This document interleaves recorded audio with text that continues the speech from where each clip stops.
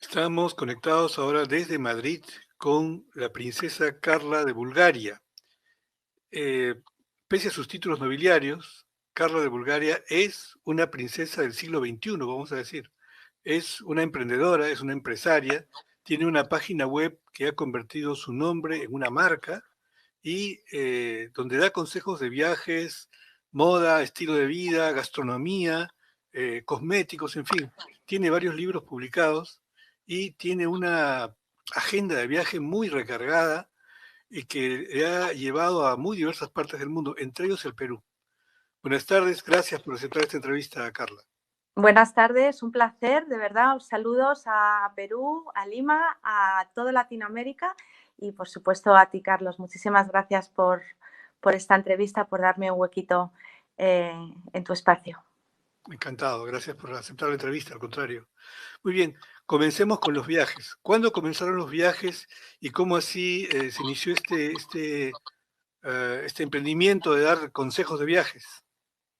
Los viajes empezaron desde niña. Siempre me ha gustado muchísimo viajar. Es verdad que pues en la adolescencia y luego durante la carrera de Derecho, los estudios, los primeros años de matrimonio, los niños pequeños, pues era más complicado viajar. Pero llegó un buen día en el que ya sí tuve tiempo y además la necesidad de hacerlo por mi trabajo, por mi empresa. Y decidí empezar a escribir sobre todos aquellos lugares a los que iba de una manera, bueno, muy particular, ¿no? Porque a mí me gusta darle mucha importancia a la historia, a la cultura, a la gastronomía de los lugares, porque creo que es una parte muy importante para entender el viaje en sí y sobre todo, lo que es más importante, para aprender. Entonces empecé a escribir hace ya bastantes años de viajes, sobre mis viajes, y así poco a poco pues me fui introduciendo en lo que son los medios especializados en turismo que tenemos en España, que por cierto son muy buenos. Muy bien, pero hay varias formas de viajar, ¿no? Una desde el mochilero, que va un poco a la Sí, aventura, hasta el turista de alto nivel, digamos, y que va siempre a hoteles de 5 estrellas, etcétera. sí. Hay muchas formas de viajar, pero una verdadera forma, digamos, y hay muchas formas de conocer un país o un destino al cual uno llega, ¿no es cierto? Y eso tiene que ver ya un poco con meterse un poco más adentro, tal vez salirse del circuito típicamente turístico, ¿no? Claro, yo he viajado desde mochilera, he dormido en la calle con saco de dormir, y por supuesto he ido también a los hoteles más maravillosos, más bonitos y más lujosos del mundo, y entre medias pues el abanico es enorme. Eh, para mí, en mi caso, y desde luego lo que yo siempre recomiendo al viajante, que es como a mí me gusta llamar, no turista ni siquiera viajero, ¿no? Al viajante, eh, para mí el viajante es la persona que, que no solamente quiere ver un lugar porque sea bonito y volver con la foto maravillosa o presumir ahora con las redes sociales, ¿no? Con fotografías preciosas, sino esas personas que de verdad se quieren adentrar en la cultura, en el mundo, en la otra realidad que es cualquier sitio, porque incluso en el pueblo más cerca de Madrid, ahí también se puede aprender mucho. Entonces, no importa si vas de mochilero, si vas a un hotel eh, muy lujoso, lo importante es cómo empatices luego con la cultura, con la gente de cada lugar. Qué duda cabe que si vas de mochilero o de una manera más cercana a la gente de cada lugar, pues vas a aprender más, ¿no? Porque también es verdad que muchas veces cuando estás en estos hoteles tan lujosos, eh, al final es más complicado introducirte en el paisanaje, ¿no? Que es lo que decía Unamuno, como llamaba Unamuno a las personas de cada lugar. Sí, y es efectivamente este aprendizaje tal vez el motivo que impulsa más el viajar, ¿no? O sea, el que viaja viaja para conocer, para aprender, y esto es lo que le da verdadero sentido al viaje, ¿cierto? En mi caso, desde luego, y quizá por eso ahora sí es verdad que hay muchísimos blogs y que la gente empieza a compartir más temas culturales y más temas sensoriales, más emoción. Al principio, hace 15 años, los blogs que había en internet sobre viajes eran muy, muy fríos, eran más de, pues vete aquí, duerme allá, en este sitio se come bien, o aquí mejor, o aquí peor, no dejes de ver la catedral de... Ahora es verdad que los blogs de viajes son muchísimo mejores, están más cuidados y son más profundos. Pero cuando yo empecé a escribir, sí echaba en falta esto, ¿no? El contar otra parte del viaje, no solamente el hotel al que he ido o al que puedes ir, o, que también es importante, sobre todo en temas de gastronomía. Es muy importante dar buenos consejos de lugares donde se puede comer bien, porque la gastronomía es otra parte importantísima de la cultura y de la sociedad de los lugares a los que visitas. Sin ir más lejos, la cocina peruana es una de las más importantes, conocidas, sabrosas y famosas del mundo. No sé si es la tercera, pero vamos, que está en un ranking muy, muy alto. Entonces, si viajas a Perú y no te metes de lleno en su parte culinaria, pues has dejado de ver una gran parte del país. Muy bien. Por cierto, tengo entendido que también estuvo en el Perú, ¿no? Sí, estuve en Perú hace un par de años. Estuve una semana en Lima y con mi padre y con amigos limeños que tiene él allí. Mi padre sí que es un gran apasionante de Perú, pues quizá algún día deberías de entrevistarle, porque es una persona que no deja indiferente a nadie, y él lleva desde el año 1978 viajando al Amazonas, a Santa María de Nieva, Ah, porque él allí colabora desde entonces con los padres jesuitas y, y no ha dejado de ir. Ahora mismo tiene 77 años y este año, por culpa del COVID, ha sido el primer año desde el 78 que no os visita. Imagínate si conoce bien Perú, porque, bueno, aparte de él siempre va, se pasa un mes en la selva, pero después de tantos años, pues conoce muy bien el país. Y yo fui con él porque tenía muchas ganas, pues quizá de coger su testigo o de visitar esa selva y a esos aguarunas y guambisas de los que él siempre hablaba desde que yo era pequeña. Y ahí estuve 15 días. Después de estar en Lima, fuimos hasta Santa María de Nieva y allí estuve eh, pues casi 20 días en el corazón del Amazonas y en un lugar que no es nada turístico.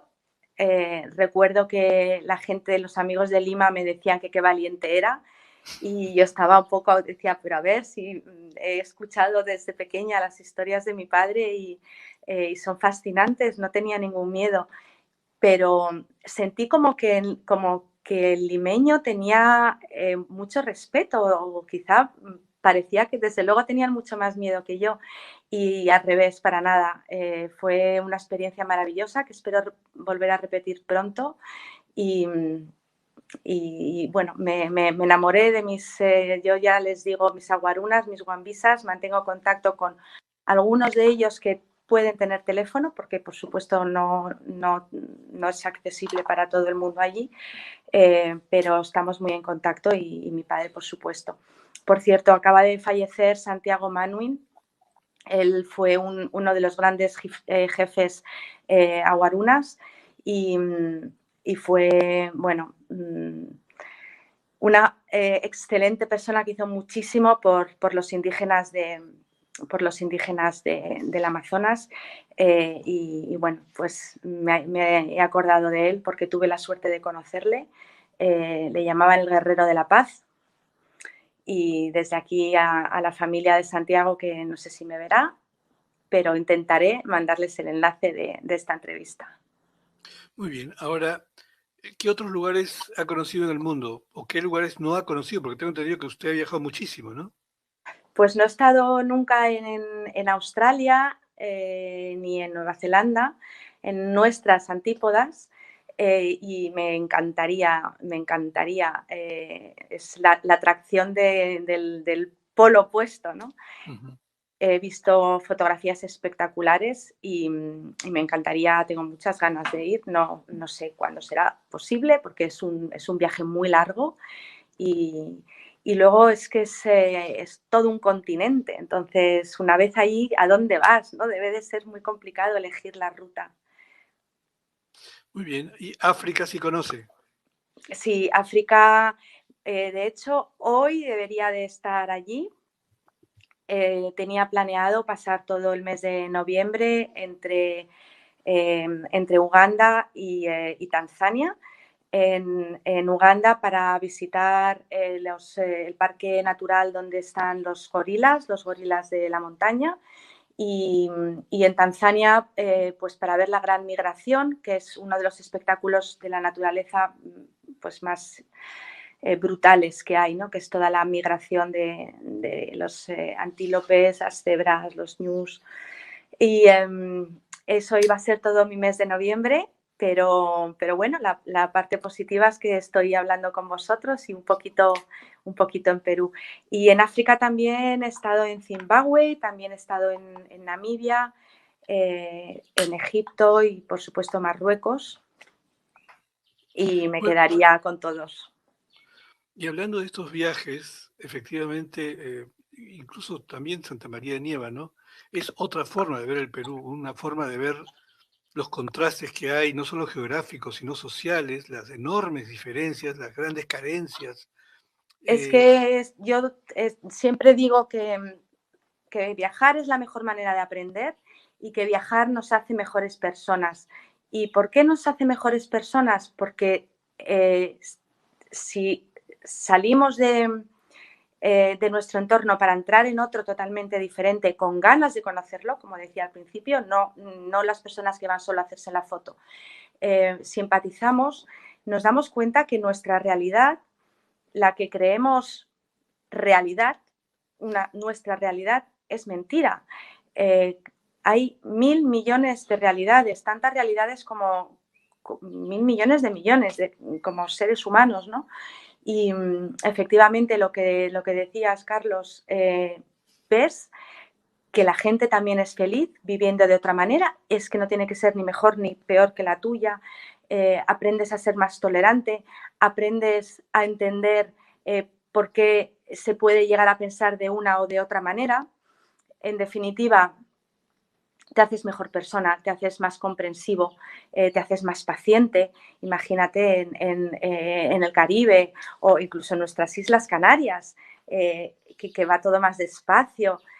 Si llegas del norte de España o del norte de Europa, donde todo es rápido y todo es inmediato, y de repente llegas yo que sé, a una playa caribeña, que todo es despacito y con calma y disfrutando, pues también aprendes a ser paciente. Es decir, viajando se aprende mucho, pero sobre todo aprendes de ti mismo, aprendes a conocerte mejor y luego vuelves con la mente muchísimo más abierta. Las personas que han viajado mucho tienen pues eso, la cabeza muy abierta y dispuesta a aceptar, a entender y a dialogar, que hoy en día es tan importante hablar, dialogar, hablar mirando a los ojos a las personas, ¿no? Estamos todo el día con el WhatsApp y con el mensajito. Y cuando viajas aprendes a hablar, te tienes también que esforzar por hablar con las personas a las que no conoces, hablar en otros idiomas, a hacer un esfuerzo por entender dialectos o palabras, pues en el caso de, imagínate, en el caso de la selva, ¿no? Que hablan un español con mucho vocablo antiguo. Es muy gratificante viajar y sí, bueno, pero eso, tienes que viajar con esa mentalidad. sí, justo sobre eso iba ya casi la última pregunta sobre el tema de viajes, y es que también están presentes la mirada de los problemas que hay en el mundo, que son tremendos, que son terribles, que Tremendos. hacen uno sentirse absolutamente impotente porque, pues, claro, en África hay el problema no solo de la caza furtiva de animales, de la extinción de muchas especies, Esto de es un la tala problema, ilegal. esto es un problema tremendo que sí me encantaría hablar sobre él, pero perdón que te he cortado la pregunta. No, decía que así como en África también, aquí en Santa María de Nieva tiene que haberse dado cuenta de los tremendos problemas que hay. Una zona en la que hay tantísima agua, pero donde la gente no tiene agua para beber, porque es una paradoja absoluta, ¿no es cierto? Yo volví muy impactada de mi contacto con los aguarunas y los guambisas y cuando regresé a España decía, pero a ver, ¿cómo puede ser que en el lugar donde hay más agua del planeta la gente, no ya los niños, que por supuesto también, pero de todas las edades estén muriendo de tifus? El agua está contaminada, contaminadísima, está muy contaminada por el mercurio que se utiliza para la extracción De oro. de oro, está muy contaminada por todo, pero también hay madereras, también está el petróleo, los jíbaros, los aguarunas, los guambisas, los xibar, bueno, que eran 4, pero después de la guerra con Ecuador, los Swan y los Ashuar se quedaron en Ecuador. Prácticamente no tienen ya animales, ellos son cazadores y guerreros y se alimentaban de lo que cazaban en la selva.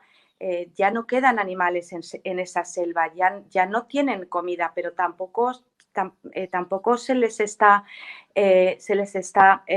bonificando o ayudando con todos los recursos que se están sacando de su selva, que quizá haya quien diga la selva no es de nadie, es de todos. No, no, no es de nadie, no, es de todos, pero es que también es de ellos que son los que viven ahí, ¿no? Es como si usted viene a mi casa y me quita todo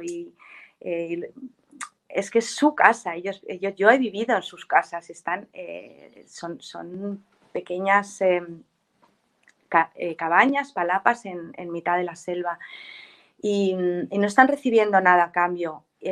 Sin embargo, se están quedando sin agua, se están quedando sin recursos naturales y bueno, prácticamente los únicos que les apoyan y que les ayudan son los jesuitas. Y yo después de estar en la selva estos 15 días, volví a Lima, estuve otros 4 días en Lima y a toda aquella gente que me decía, qué valiente, bueno, pásalo bien, cuídate mucho, lo que les dije es, de verdad, tenéis que ocuparos y que sí, que vengamos a España y contemos aquí el problema que tienen los indígenas en Perú está fenomenal porque siempre conseguimos recursos económicos para ayudarles, pero al fin y al cabo, están en territorio peruano. Entonces, también debería de ser algo muy importante que, no sé, que las instituciones peruanas tuvieran en cuenta y les ayudaran, porque de verdad que están dejados de la mano de Dios y ahora con el COVID lo están pasando muy, muy mal. Santiago Manuin, que resistió a varios disparos en el Baguazo, murió de COVID. Tremendo. Y lo están pasando de verdad muy, muy mal.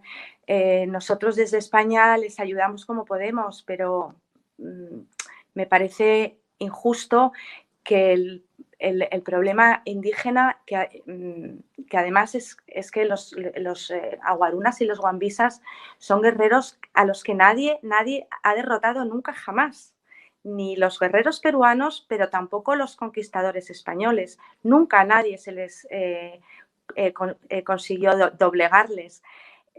Yo creo que se merecen un trato muy, muy, muy especial y desde luego muy diferente al que están recibiendo.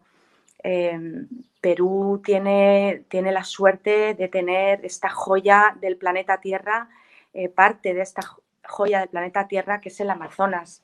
Entonces, está muy bien y además los jíbaros lo dicen y Santiago Manuel lo decía, si nosotros no queremos que no se utilice nuestra selva, lo que queremos es que la utilicen y también tener nosotros un beneficio, que menos que potabilizadoras de agua, ¿no? Por cierto, por cierto. Muy bien. Pero así Bueno, como, podría hablaros horas claro de que todo sí, esto. claro que sí.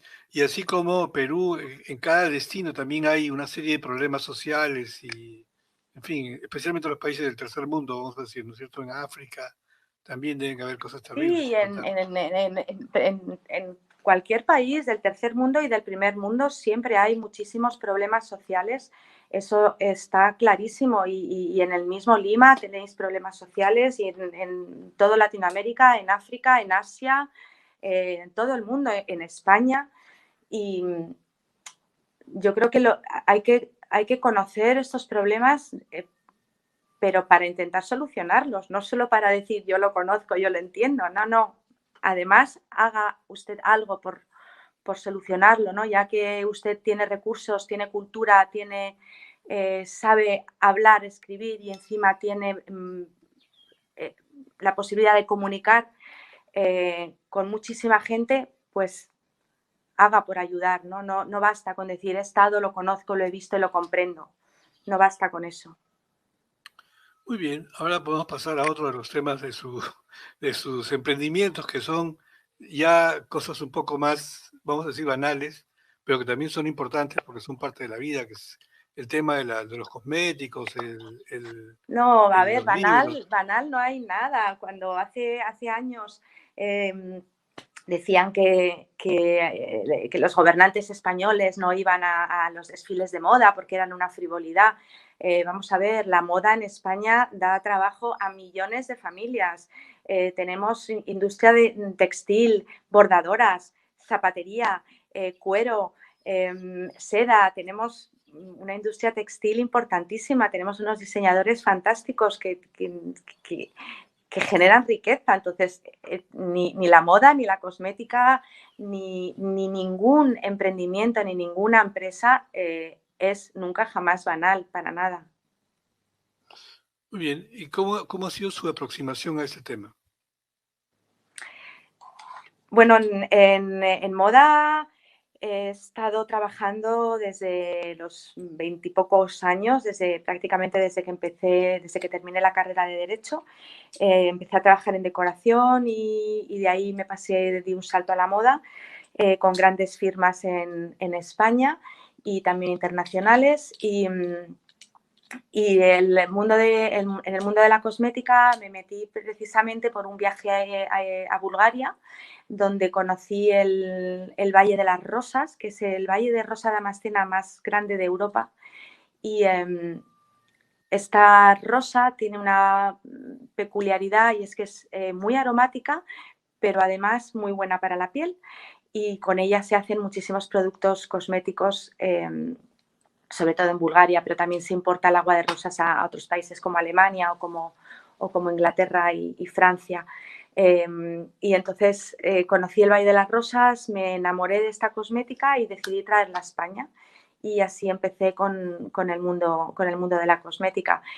Si bien ahora tengo una línea cosmética elaborada con agua de rosa de Bulgaria y otra con avena, karité y almendra, realmente hoy en día el fuerte de mi empresa es la asesoría en temas de turismo.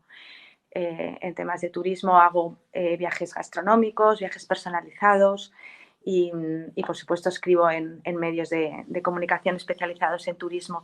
Pero bueno, la empresa cosmética ahí está y lo que no sé es por cuánto tiempo, porque también aquí la crisis se está notando muchísimo y el COVID ha azotado muy fuerte tanto a las vidas humanas como a la economía.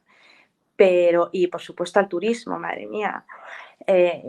España, que era el segundo país más visitado del mundo, con casi 84 millones de personas que nos visitaron en el año 2019 y este año, pues esto es una tragedia para España porque afecta, la gente piensa en turismo y piensa en hoteles, restaurantes, bares y tiendas y no, porque es desde la industria de la moda de la que hablábamos antes, que recibe muchos compradores, hasta sobre todo primaria, que es pesca, ganadería y agricultura, que también obviamente viven del turismo.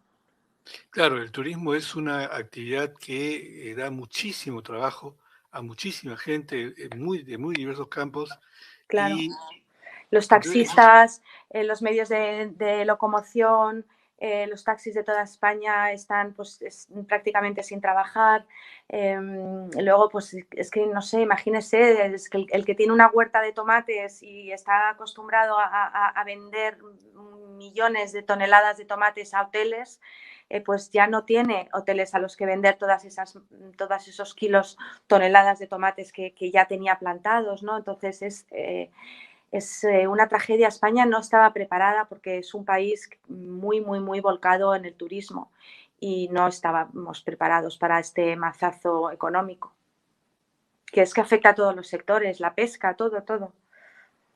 muy bien, este confinamiento que hemos vivido en todo el mundo casi por varios meses, algunos escritores o algunas personas les ha ayudado para escribir.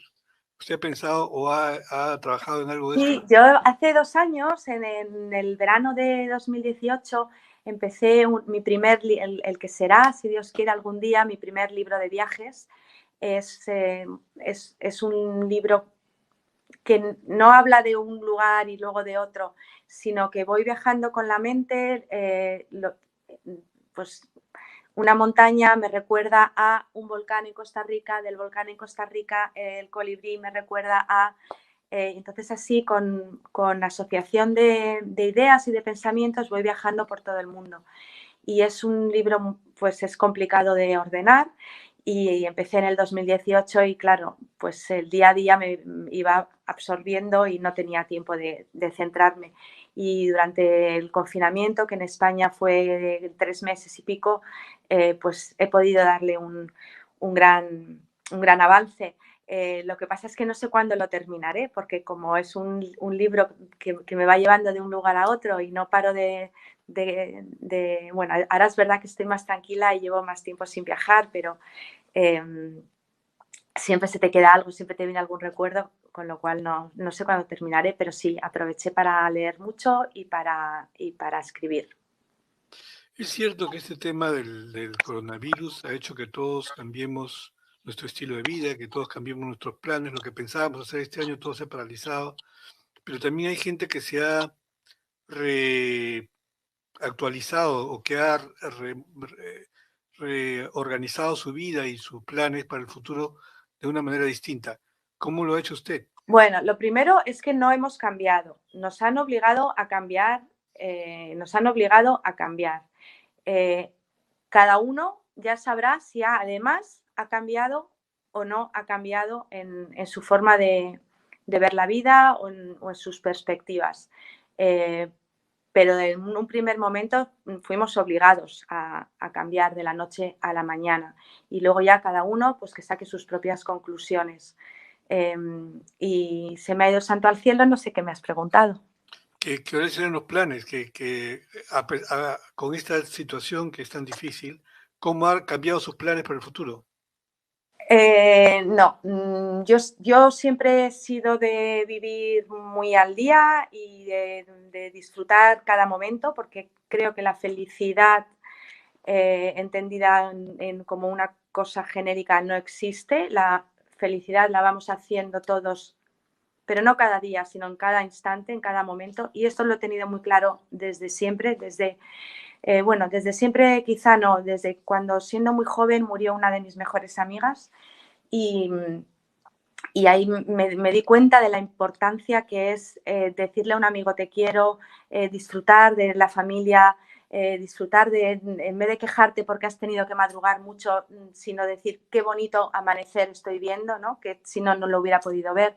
Entonces, en ese sentido, yo sigo pensando exactamente igual. Lo que sí me ha gustado vivir en mis sensaciones es la libertad, la falta de libertad. Yo siempre he sido una gran defensora de la libertad, de la igualdad de oportunidades para hombres y mujeres y de la libertad. Y he podido ver lo que es no tener libertad.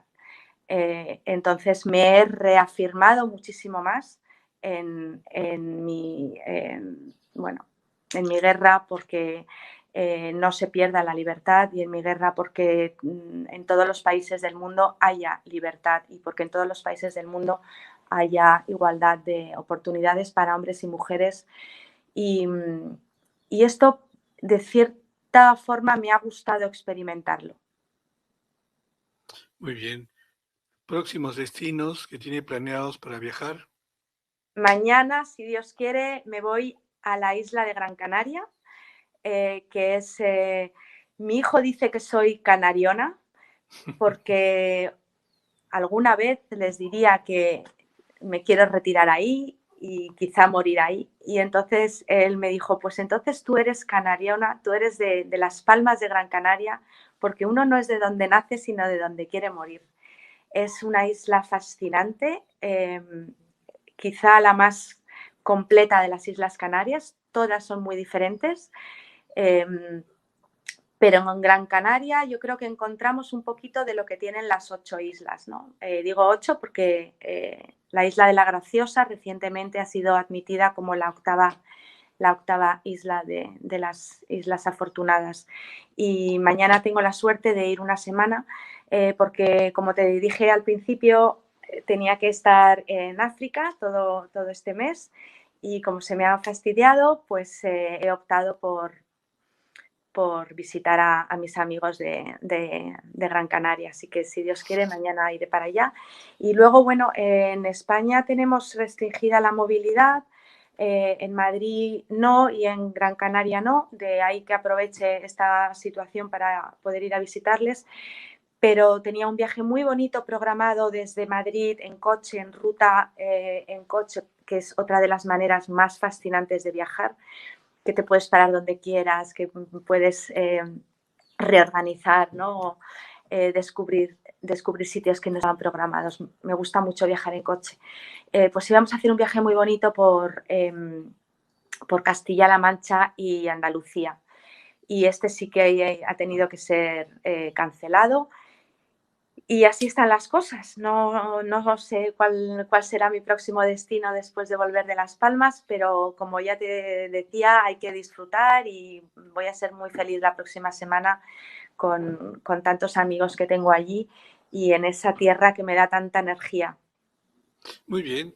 Por lo pronto, quien quiera conocer más sobre usted tiene que ingresar a la página web de carlabulgaria.com.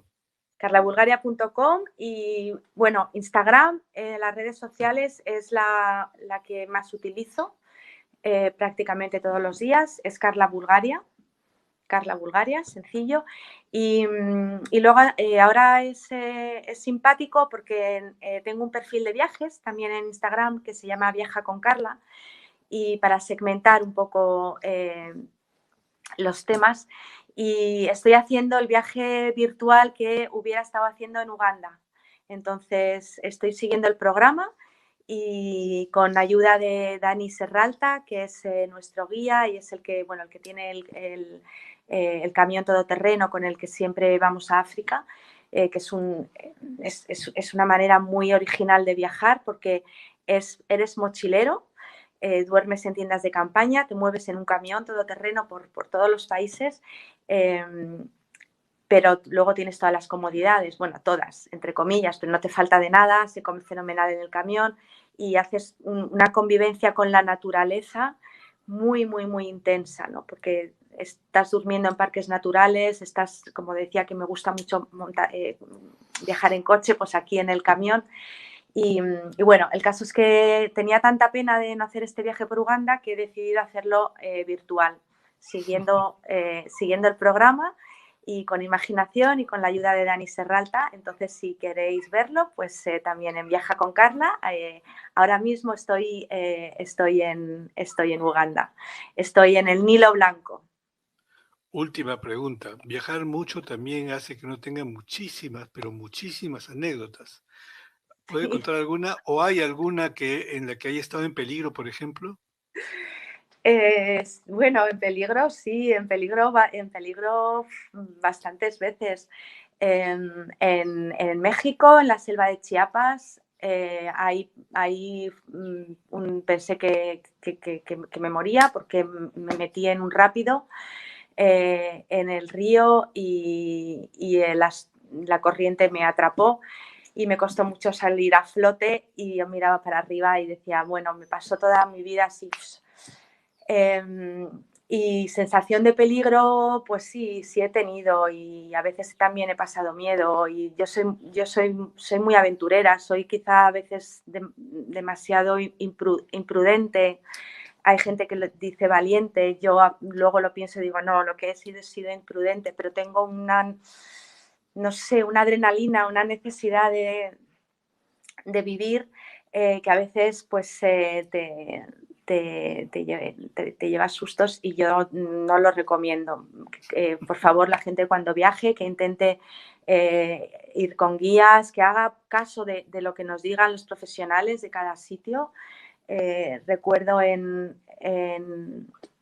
Atacama, en Bolivia, en Bolivia y luego en Chile, en Atacama, los dos guías de los dos sitios, de los dos países nos decían lo mismo. Es que aquí vienen los europeos y como tenéis montañas y tenéis de todo, os pensáis que podéis subir para arriba, bajar, tiraros al río y vienen los americanos, les dices, no hagas esto y se portan fenomenal y obedecen. Vienen los europeos y os creéis que podéis hacerlo todo y no, y la gente corre mucho peligro cuando no hace caso de los profesionales. Entonces, a mí a veces me ha pasado eso y no lo recomiendo. Bueno, muchísimas gracias por estos minutos de entrevista. Mucha suerte y muchos éxitos con la página web y con los emprendimientos. Muchísimas gracias. Me ha quedado corto y quedan un montón de países, de anécdotas y de sensaciones por contar. Así es que cuando queráis, yo muy, muy, muy feliz volveré a estar con vosotros, con una mejor iluminación, con un mejor todo. Cómo no. Y ojalá que esté pronto también de viaje acá en el Perú. Pues espero volver muy pronto, y que vaya sano para todo el mundo y que pronto salgamos de esta. Y ánimo y a intentar sacar el lado bueno y que todos sigamos luchando para que no nos quiten la libertad. Muchísimas gracias nuevamente. Hasta luego. Muchísimas gracias. Hemos conversado con la princesa Carla de Bulgaria.